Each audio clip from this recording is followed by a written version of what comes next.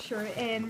Your colleague Dermot Lacey was yesterday at a housing conference, and he said the reason that we have such a shortage of housing is largely down to Department of the Environment bureaucracy, which he said was inept, and he said there were often absurd rules that had held back the development of housing. Do you agree with him?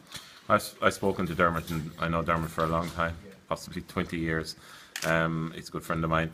I'd say potentially there were issues in the past, but there's certainly no issues anymore. If there's one thing people know about me is I don't tolerate undue bureaucracy.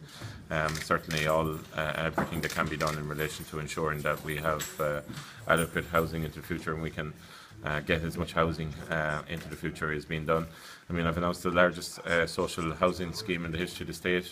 From a development point of view, it's the largest pot of money ever put forward. It's the reason I'm in this job, and certainly I spent many hours yesterday going through various different housing lists and housing projects across the country with a view to announce them in the coming weeks and months. So certainly we're pushing on.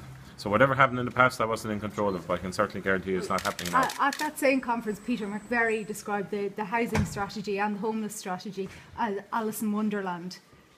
What would you say about that? Well, I'm used to those comments from him. I haven't heard him say one thing positive yet in relation to anything, which is unfortunate because many members of his staff who work with us, would have contrary views or express contrary views. I'd rather if people were more constructive.